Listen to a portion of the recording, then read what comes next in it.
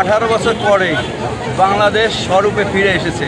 আমাদের বর্তমান প্রধানমন্ত্রী জনাব তারেক রহমানের নেতৃত্বে বাংলাদেশ এগিয়ে যাচ্ছে এবং আপনারা সবাই জানেন যে 18 বছর মানুষের স্বাধীনভাবে চলাফেরা করতে পারে নাই। আজকের এই বৈশাখী মেলা নববর্ষের আজকে প্রথম দিন। এই দিনে মানুষ আনন্দের সাথে একেবারে আপনি দেখছেন যে মানুষের ঢল নেমেছে।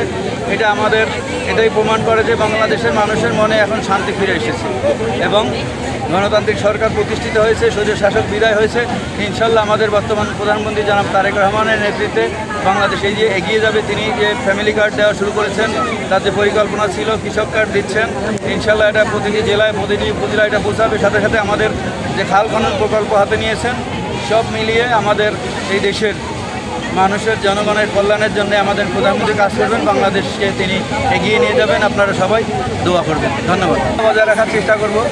আমাদের আসলে বাংলাদেশে গত 17 বছর বিভিন্ন ধরনের সন্ত্রাসী কার্যক্রম হয়েছে। মাদকের ছড়াছড়ি ছিল। আমরা মাদক মুক্ত করার জন্য আমাদের কাজ করতে হবে। আমাদের সন্ত্রাস মুক্ত বাংলাদেশ গড়ার জন্য আমাদের বর্তমান প্রধানমন্ত্রী জনাব তারেক রহমানকে, আমাদের সকল স্তরের নেতাকর্মীদেরকে অনুরোধ করবো আমরা সবাই যেন আমাদের প্রধানমন্ত্রীকে সহযোগিতা করি সুন্দর একটি সমৃদ্ধশালী দেশ গড়ার জন্য।